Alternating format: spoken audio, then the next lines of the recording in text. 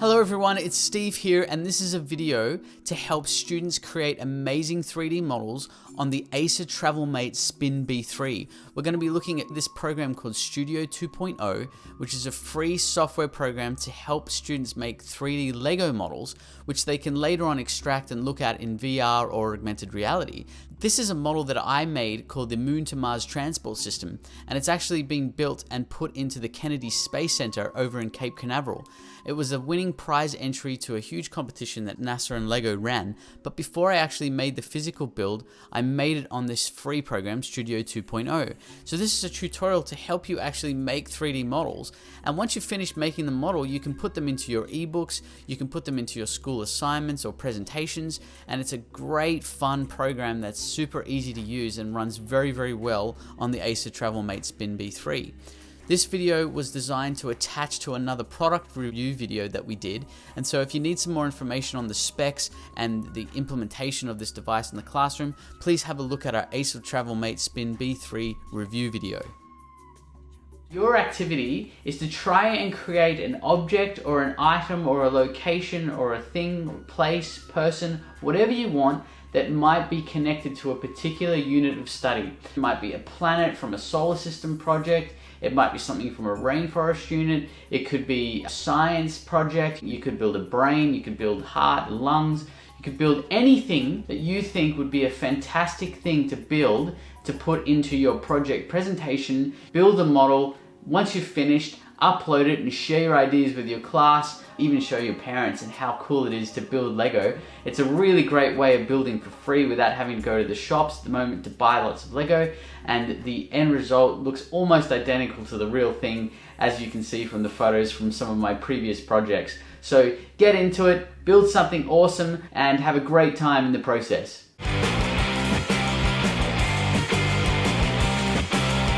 First thing we're going to do is make sure everyone is on the same page. So if you haven't installed the program, you need to go to whatever internet browser you use.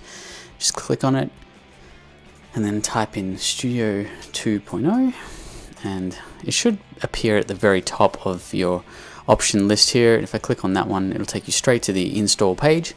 And if you're on a Windows machine, it'll just come up with the option for 32, 64-bit. You can install that just by clicking on that. It'll take about 5 minutes to install, maybe 10 minutes, depending on your internet speed. Install it, and then you're ready to go.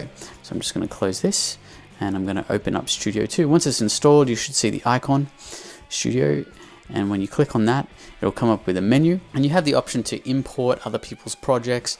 You might have older projects, but to start with, it'll come up with this one here, create new, and we're going to start up with a completely brand new blank project, which looks like this, and you'll get a grid. Now it looks like, oh, you can only fit a few blocks on there, but as you put more and more blocks on there, that grid will expand. And I'm just rotating this at the moment by holding the right click on my mouse, and I'm just moving the mouse around the screen, and you can see that you can move that around in all different angles. Okay, if you want to zoom in and out, you just use the scroll wheel and you can zoom right into it, or you can scroll out and zoom out. So this is my brand new project. There's absolutely no Lego pieces yet, but it's very easy to add new Lego pieces. And we're going to just go over here to the left hand side here. You can see there's a huge menu, and if I scroll down, you can see that there's a lot of pieces in here, thousands and thousands and thousands of pieces. But beautiful thing about Studio 2 is that they're actually categorized. So if I just wanted to search for animals, for example, I could click on animal, and I can see there's a list of animals just related to this particular category. So if I wanted to grab this parrot over here and put it into the project, all I need to do is click on any Lego piece and just click and drag it into my main project and drop it in. And you can see that I'm just going to right click and rotate my project around, and you can see this Lego parrot from all different angles. If I wanted to rotate this Lego piece around, I can actually also use the arrow keys. So if I press the left arrow, it'll rotate like that. If I press the right arrow, it'll rotate like this. I can press the down arrow, and I can press the up arrow as well, which will flip it around. Very, very easy to add pieces. I might want to put something for that parrot to sit on, like a little Lego plant. I might go over here and type in plant, and then it shows me a whole bunch of different plants, Lego plants that I can choose from. So I might grab this one here and drag that in there, and I can rotate that around a little bit, put that wherever I like. Okay, now if you want to change the color of the piece, because it's a little bit boring in white, I can simply click on the piece, and over here on the right hand side you've got your color palette. There's a lot of colors to choose from. So if I click on red, you can see all the colors related to red, which includes browns. But in this particular case, I want a green plant, so click on green. Dark green, light greens, bright greens, all kinds of different greens. Might make this just standard green. That looks a little bit nicer. And then I want the parrot to sit on the plant. I simply click on the parrot and I just drag and it clicks into place. Okay. Now the parrot, I'm going to change the color of that. I might make that standard red. Okay, so I have a red parrot sitting on a green plant. Very, very simple. Now, that just clicked into place when I dragged it. If yours isn't clicking into place, it's because you haven't turned snap on. There's a little option right up the top here that says snap. And if that's not turned on, I'll just turn mine off now so it's white. Watch what happens when I try to drag the parrot. It just doesn't really snap into place properly. Okay, but if I click on snap to grid and then I just click on it, and it snaps into place. I highly recommend turning that on, especially if you're new to the program. It makes things a lot easier. And that's the very, very basics of Studio 2 and getting pieces in there. You will get used to finding all the different pieces over here on the left. There are lots of different categories.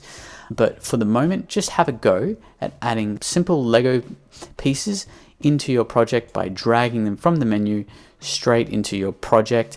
And then if you want to, you can also copy and paste pieces. So if I wanted to duplicate this parrot, I can click on it and I can right click and press copy, and then I can press paste, or I can just do Control C for copy, Control V. On a Mac, obviously it's Command C, Command V. So if I do that, I'm actually using a Mac at the moment, Control C and Control V, and I can keep pressing Control V and have as many parrots as I want.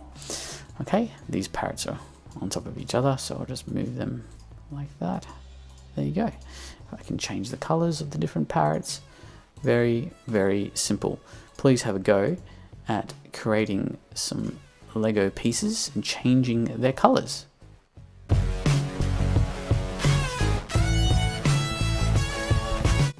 Okay, now we're going to talk about the different categories that you can search for when you're looking for specific Lego pieces. As you can see over here on the left hand side, if I was to just keep scrolling down, it would go for hours and hours and hours of different pieces that I could scroll through. There are literally thousands and thousands of Lego pieces that span across lots of different genres of Lego and lots of different eras, right back even into the 80s. And if you didn't know what a piece was called, it could take you a really, really long time to search for a specific piece. But a lot of it is common sense. For example, if I was looking for a brick and I wanted it just to be like a 2x2 stud brick, then I might just go over here, and instead of searching through this column, I could type in the word brick and I might go 2x2. That would cull down the list to just bricks that are affiliated with that description, brick 2x2. Now, there's a lot of bricks still that are 2x2 studs, but I can see that that has at least culled it down. And if I scroll down a little bit, there it is. There's the piece I was looking for, 2x2. And to get that into the window again, I just click on it, drag and drop it in. Now, if I wanted the 2x2 stud that was maybe 3 high, I might want to be a bit more specific with my description, go 2x2 by 3. And then that will show me this piece here. And it's a lot higher, but you can see that it's actually 3 of these in a row. So if I copy that, okay, so it's 3 high, but it's still 2x2. Okay, so that's a really cool way of searching for bricks really quickly and really specifically. Now, there are lots of different types of categories you can choose from. Bricks is one very, very popular one. Another one is plate. So if I type in plate and I did 2x2, you can see that it's going to show me all the bricks that are 2x2. And if I go down a little bit, I can see there is my 2x2 plate. Okay, now plates and bricks are probably the most popular main categories, and if I wanted to add another one there, I'd probably call it tile. So I'm just going to click on the word plate, replace that with the word tile, and then it will show me all the tiles that are 2x2. Now you can see that there's the piece that I was looking for, 2x2, but there's a whole bunch of other tiles as well which still fit into that category. And if I click on that one, for example, and put that there, you can see that this has a much more specific description. Tile, modified, still 2 by 2, but it is a corner piece. And if I typed in the word corner over here as well, it would have been a little bit quicker to find that piece. And you can see that there's 3 tiles that fit the description 2 by 2 and have corner pieces. And this one here is actually a round corner piece. And then that one's your standard corner tile piece. Okay. And of course I can just quickly build with those very easily. Okay. So tiles, plates, and bricks. They're very, very popular. And then of course there's lots of other categories as well. You can type in wheel, find a bunch of different bricks that are wheels. Okay, you could type in window, you can type in any description. I typed in plant earlier on. Okay, there's lots of plants. So you just need to get used to the different categories, and you can actually search through some of the main categories over here on the left hand side, just at the top here. If this is clear, you can see there's a whole bunch of different categories: doors, windows, there's friends pieces, garage, lots of different things. And this will save you hours and hours and hours of time. So again, I put this graphic up on the screen which kind of breaks down the categories a little bit easier for you into some of the more popular categories, and have a bit of a look at that. See if you can memorize some of those keywords, and that will definitely help you in your quest to find a specific piece for your Lego project.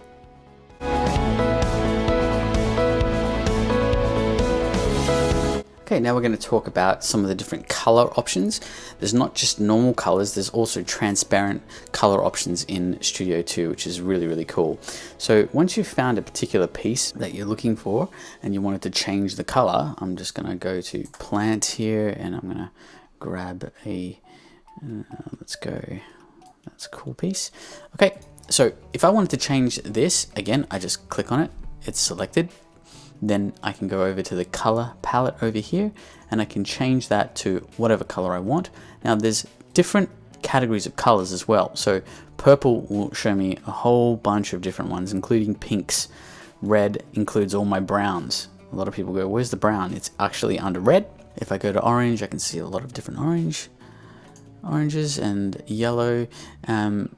So with the plants, I don't usually just go for the traditional greens, okay? That looks really cool, but I like to sometimes make it, you know, like olive green, which is really nice.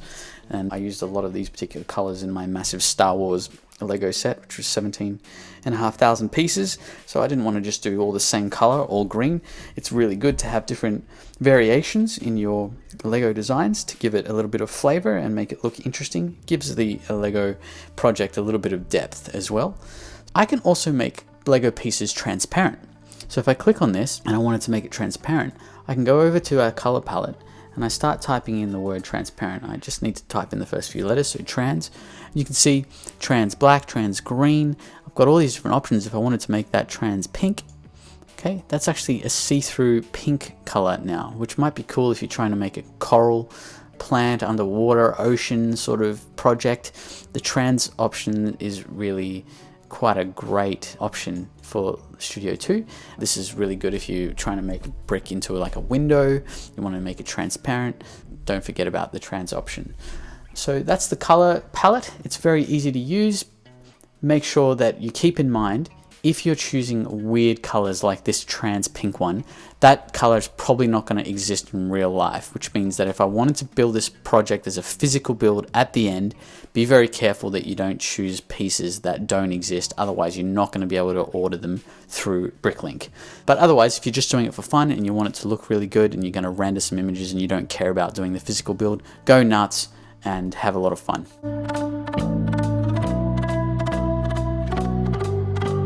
Okay, now we're going to talk about another option which I find really helpful when you're building.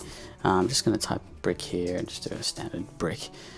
Okay, now if I was in a really big model and it was really complicated, had lots and lots of pieces, and I wanted to move something around, of course I could just click on it and I could drag it with the mouse. And if you've got snap to grid on, which I do, and I highly recommend turning on, then it's really easy to move that piece around. But there are some other things that I can do to move things a little bit more specifically around as opposed to just using the mouse. And if I click on it once, it gives me this little spanner icon that appears in the middle there. If I click on that spanner icon, it gives me the option to move by angle, so I can spin it around. And have a look at this. I can move it in all different kinds of directions. So I could move it this way, I can move it this way, I can move it this way. So you might have two pieces connected to each other. So let's go and grab another piece here. Okay, I'll turn that around.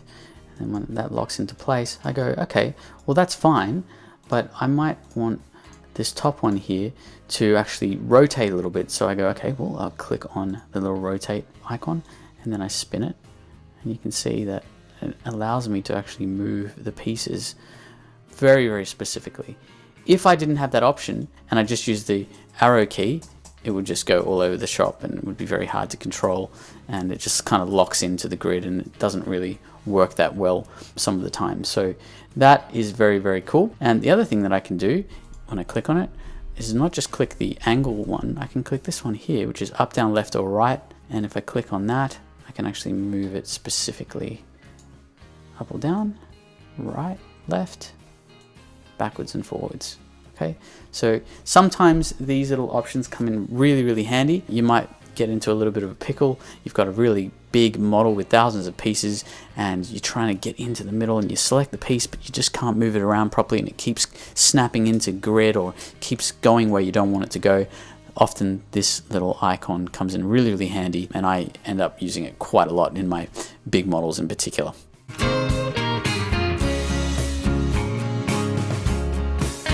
All right, now we're going to build something together. We might build maybe a portion of the Roman Colosseum. So to do that, obviously all of our projects could look a little bit different, but I'm going to start by maybe looking for some kind of arch. So if you look at the Roman Colosseum, okay, and we go in here and search for some images, we can see, okay, well, that's pretty cool. That's what the Roman Colosseum looks like. And maybe in here I can see that the Roman Colosseum has some arches. So if I wanted to search for some arches in Lego, maybe I could use that as a keyword. So let's go back to Studio and we'll type in the word arch and see what it comes up with. And as you can see, there's a whole bunch of bricks in here that actually have arches in them. So I go, okay, well that's a pretty cool one. I might click on that one, put that into place. I go, all right, well, we need to make like some columns and we'll make it a little bit taller. So what kind of piece would go underneath this? How many studs are we talking about? Well, maybe just one stud to start with.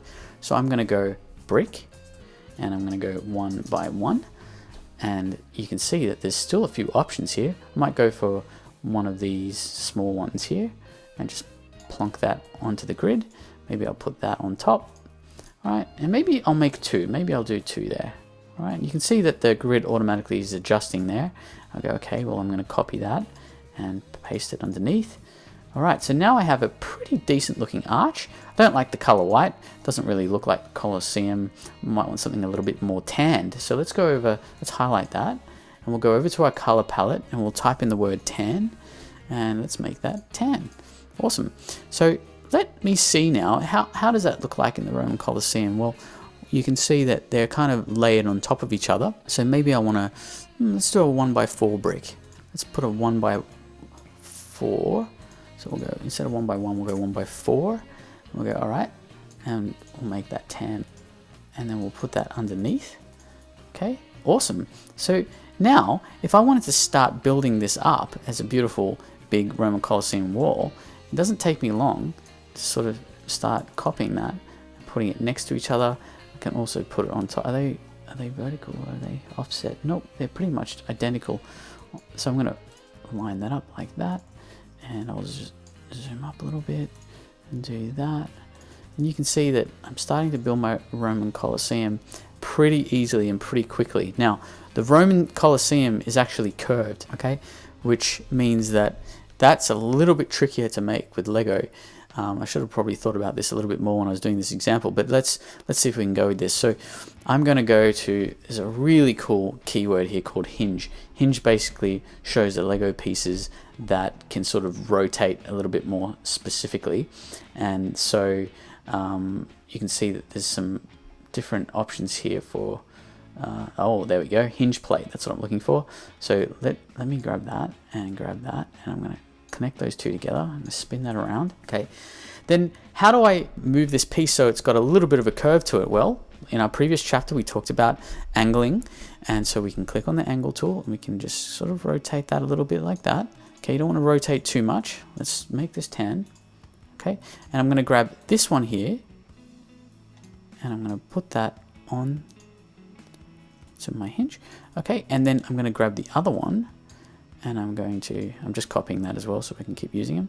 And I'm going to grab that. Now you can see that my Roman Colosseum is starting to take a little bit of a shape here with a little bit of curvature, which is really, really cool. So I'm going to plonk that there, and this one here, I'm going to plonk that in there. Okay, I'm going to rotate that a little bit as well. Okay, and then I'm going to grab this and pop that on top, and there we go. Our Roman Colosseum is starting to take shape.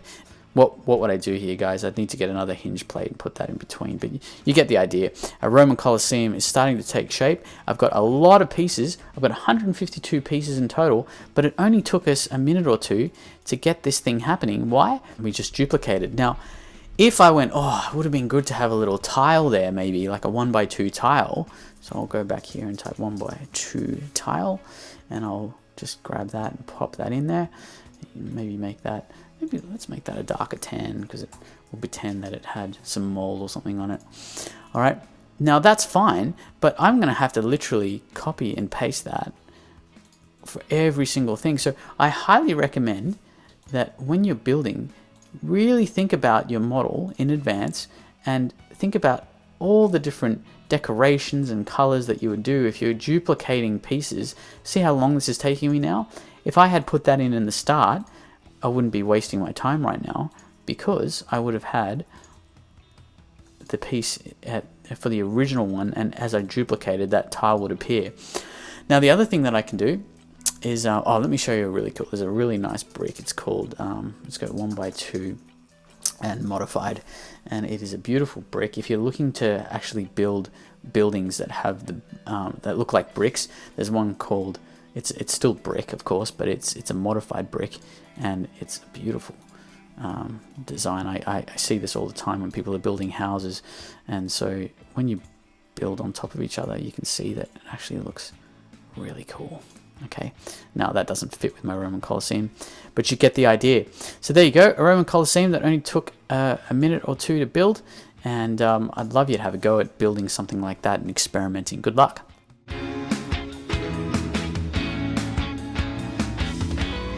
Now, once you have mastered Studio 2 and you've built a beautiful Lego project and you're ready to export it, you can actually do lifelike renders. I just want to show you one of my Lego Ideas projects. So this is my Lego Ideas account, and it's got a bunch of Lego projects that I've made. You can see there's my Star Wars one, and I've got a Sesame Street one, Pirates one. That's my NASA spaceship one. I've got a Mars one, Finding Nemo, a bunch of different ones. The roller coaster one is a lot of fun.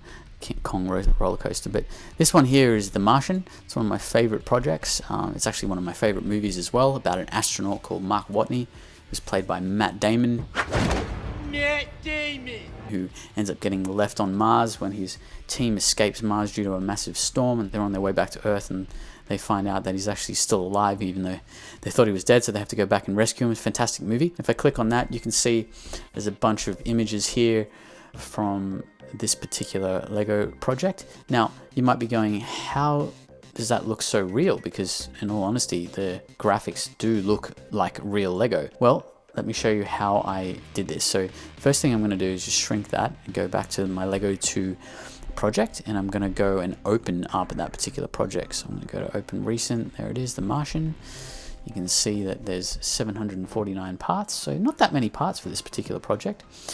So this project took me, or probably took one of my weekends, or at least most of one of my weekends. And you can see that, there's quite a lot of pieces, but I've actually been quite meticulous with the detail on this project. So what I mean by that is that I didn't want to just create a boring, rover with flat shapes. I wanted to actually have a lot of intricate details. So I've got a lot of pipes and wiring, and this one here is actually a utensil of a paint roller. Okay, so if I just move that so you can see that a bit clearer, that's just a paint roller that the minifigures hold, but I thought that looked really cool to use as a sort of like a wiring system for the oxygenator, which is actually supplying our astronaut here, Mark Watney, with oxygen as he drives around on the planet Mars. So a couple of things. If I wanted to make this a real-life render, which means a real-life image to make it look ultra realistic, then once I've finished my model and I'm happy with it, I can set the angle that I want. So I go, okay, that looks like a cool angle. Let's make this angle into a photo. So I go up to this little icon here. It says render, and I click on render. Right, straight away you can notice that there's a bit of a background. It's just a blue background. I can change that to any color I want. I can make it black. I could make it sort of like a Mars sort of reddish browny kind of color if I wanted to. If I just pressed render down here, render, then I would get this color in the background, and that would be my color for life. Very hard to remove that, but I also have the option of making it transparent. And that basically means that when I render this image, all the background is going to be see-through, and I can then superimpose this image onto any other image I want. So if I had a Mars picture of the surface of Mars, I could then render this image and put it on top of my Mars image. And that's exactly what I did for these images here. So this is just an image that I rendered from Studio 2, and I superimpose it onto the background of another Mars image. And actually, if I scroll forwards a little bit, and I'm just going to go to my last image, you can actually see what I did. So this was my image that I rendered from Studio 2, and I plonked it on top of the actual Martian image. So that was the rover from the Martian movie, and I just plonked that image on top of this image, so you can see that it's got a nice contrast between the actual original movie image and my Studio 2 rendered image. And I did the same down here as well. So you can see this is an image from the actual movie, and there's the astronaut Mark Watney down here, and then I put my Lego version next to it, so you get a really good comparison between the two. So how do you actually render this image? Well, once you've selected the image, you can zoom in and out. Okay, you can just use the right click and spin it around, and once you're happy with it, you can then choose the resolution. Now there's lots of different resolutions you can choose from. You don't have to know what all of these mean, but this is really important in the brackets here where it says 4:3 or 16:9. 4:3 is like more of a squarish type image. It's not completely square, of course. Square would be 1:1, but it is kind of like an old school TV. But most images now that I render are at 16:9 ratio, which is your typical cinema sort of ratio. Cinema is actually a bit wider than that, but that's your standard like normal flat screen TV. If you're watching a Blu-ray, it's probably in the 16:9 ratio. Okay, and I can also use this portrait mode as well if I wanted this sort of longer aspect ratio as well. So once you've chosen your aspect and then you've chosen your resolution, now keep in mind, if you did this bottom one, which is the highest resolution, right, basically like a 4K resolution, depending on the speed of your computer, this could take hours to render. So unless you've got a really fast computer, I don't recommend that you choose the really super high resolutions. You might want to start by just experimenting with a standard high definition resolution around here, because it's still probably going to take your computer around half an hour just to do this one. One of my computers is a high-end Acer Predator computer, which is really high spec and has a really powerful graphics card, lots and lots of RAM, and it still takes about 30 to 40 minutes to render in 4K per image. Okay, just to put that into perspective. So once you've done that, you've chosen your resolution, you've chosen your background. It can be a color or it can be transparent. If it's transparent, make sure you choose this format PNG. Okay, PNG, because JPEGs don't make transparent images, only the PNG format. And then I hit render. Okay, it'll say, where do you want to save this to? And I can save it to my desktop, whatever, call it something, the Martian image, whatever. And then when you press save, it will render that image. And let me just do a low res one for now, just so I can show you this. Okay, so I'm going to go render, and we'll just call this test, and we'll save this to the desktop. Boom. And have a look at how this works. So it actually has a screen, it's a black screen, and it will render each square of the screen until it's finished. So this is going to be a little bit faster because it's at a super low resolution. I'm not going to wait for this whole thing. You can see that progress is currently only 1%, and that's in a super low res, and I'm still waiting for this to appear, but you should see some squares start to appear on the screen around here. There we go. It's my first square. Okay, and this is going to go through and render one square at a time, and this is low res, so the higher the res, the smaller these squares are. So if it was 4K, it would be tiny little squares, and it would take, again, a really long time to render. Okay, so I'm going to stop this render because otherwise it's going to take forever, but that is how you render. And once you've rendered, you'll have super lifelike images ready to go, and you can submit that for Lego ideas. You can put them into your projects, you can do whatever you want with them, and again, this is what it should end up looking like when you've finished. Beautiful high-res images. That little NASA symbol I stuck on there, I just used pages to stick that in there, but that American flag was actually already a Lego brick, so it's all ready to go. Rock and roll. Good luck with your rendering.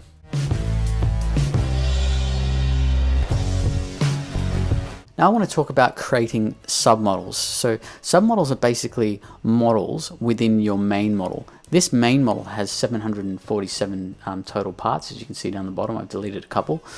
And I want to highlight this crane at the back here, and I want to make this crane its own individual submodel. So I can either select them manually like I have now, or sometimes it's easy just to select one piece that they're all connected to. So this is a turntable at the bottom. So in real life, this is what the piece looks like. It looks like that, and there's the base piece that goes underneath it, and it just clicks on top like that. And in real life, you can actually spin turntables around. You've probably seen that before. There's a lot of Lego models out there with turntables. So if I just select the turntable piece here, and then I go to spin it, it will automatically select all of the pieces above that are connected to it. Okay, so now I can create a submodel by right-clicking, going down to submodel, and pressing create. Now this, I'm going to call this crane. Okay, so now when I select it, instead of having to highlight it each time, I know that this piece is already ready to go. I can still click on all of these individually like I normally would, but as soon as I click on the crane, it's selected. That means that I can now click on it and spin this crane around really simple, really easily like this. I can go, okay, great, I want that angle. I'm going to render a photo of this angle, or whatever you're trying to do for your renders. The issue is if you've created a submodel and then you want to go and edit it. So if I wanted to change the color of this round piece here, I can't do that because it's a submodel. So to do that, you just release it. I go submodel, I go release, and then they're all released again. And now I can click on that specific piece, change the color, and off I go again. Okay, so submodels are really handy. I use them all the time, especially in my big projects, and you might need to use them in your project as well. All right, good luck with that.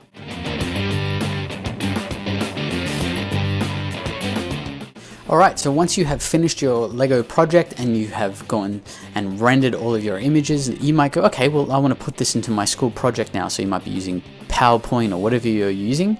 I've just created a very simple, quick project called Steve's The Martian Lego Project. And I go, okay, I just want to get my finished rendered image in there. And so I can just click on that and drag in like that. And then I've got my images ready to go. You can create new slides and just add in all your images and then submit them as part of your assignment. And this is a really cool way of building amazing 3D images, Lego images that you can put into your school project to explain concepts and to have a lot of fun in the process. So good luck with it all. Hope you build something amazing for your school project. Hope you can come up with something that blows all your parents and guardians and teachers and students away, and have fun in the process, guys. Good luck. Bye-bye. Please don't hesitate to get in touch with one of our friendly team members. We would be more than happy to help you out.